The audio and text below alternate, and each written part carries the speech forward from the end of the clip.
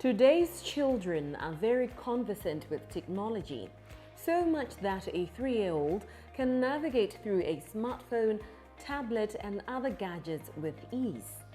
This technology came with it the social media wave that every child has now become a part of one way or another.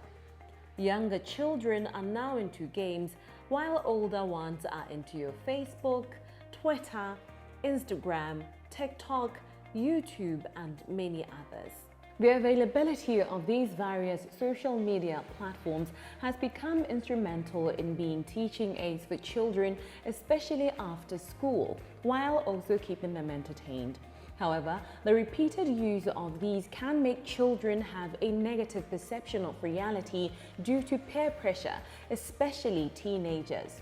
We have seen how these can warp a person's attitude towards everyday activities and real-life communication. This presents with it the possibility of being addicted to being on social media sites.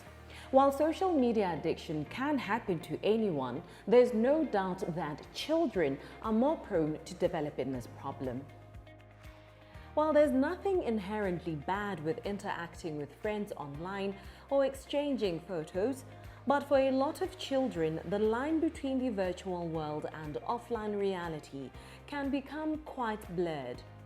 How then can parents and caregivers ensure that this powerful tool is not to the detriment of their children? Social media enthusiast and managing director at Sturgeon Digital, Obakeng Gogwe, explains. As parents, we obviously have the first responsibility to foster learning and growth and allow for curiosity and give access to those means that allow children to be themselves. And social media, as we all know, is this huge information realm where children could be learning every day. They could be playing every day. They have the opportunity to learn skills like coding, which is being encouraged. So science, technology, engineering, and mathematics. They could be doing all that on social. But at the same time, social is this huge world where you're connected to people not just here, not just to your own parents, but once you go and log on online, now you all of a sudden are part of this 3 billion strong digital community. And that comes with its dangers. So unfortunately, in this very same world that they have the opportunity to grow and learn in, there is the dark side of it, of the internet, where as soon as they tap into this global village, they get exposed to predators, to people that are looking to exploit and lure them into networks where they could end up being trafficked. You don't want to socialize your child in a manner that says you are the authority with regards to who they are and what they get to do, but you obviously want to allow them their liberties and still know and trust that what you're teaching them is something that enables them to be a fully functioning member of society tomorrow and not someone that's withdrawn, because those are some of the downsides of it really. The more they spend time on social media or gaming, because some kids could game for like 6 hours in a day, and then tomorrow you go as a family to an outing, you're trying to interact with the neighbors and they're just like, I just want to go home.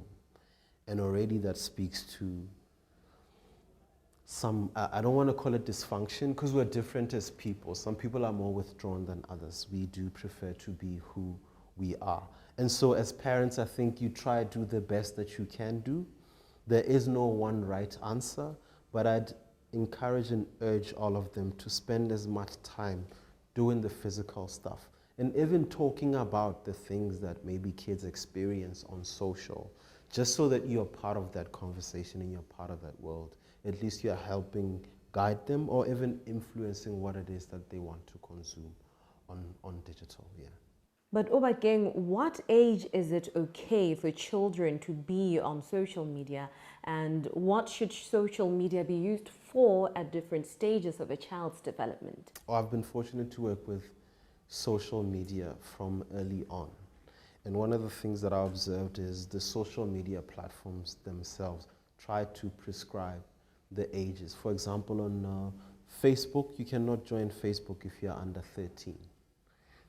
And I don't know if that's to say that at 12 or 13, you're mature enough to start interacting with older people. But I think depending on the kind of relationship you have with your children and the kind of trust you've built, you could introduce them to the more kid-friendly apps from earlier on. I think maybe 7 or 8, they could go into kid-only apps where maybe it's more about education, which is a lot of the activity that would be happening on that social platform, or just socializing and learning social skills, because fortunately that's exactly what it is that you're trying to teach them at that particular age. So whatever decision you make as a parent in terms of allowing them access to social should be aligned to the principles and values that you have and that you're trying to instill and empower them with. My child is already using my phone. I think I've already alluded to the fact that they use the kids mode, which allows them to play kids-friendly games, which they can even play online, which is social media in itself. And at 5, I think it's kind of safe. I don't want to stoke the curiosity or the curious fire that they have, because, you know, unfortunately or fortunately, in my age, being young and playing socially meant playing. But for them, technology is here, it's the current, and we can't be in denial. Before we part, let us be encouraged to practice impeccable hygiene habits during this wave of the coronavirus epidemic. Wash your hands for at least 20 seconds and disinfect all surface areas in your homes, workplaces, and any other places frequently. Reduce unnecessary travels and contact. With that, we have come to the end of our program. Until next week, keep safe and have a pleasant evening. Good night.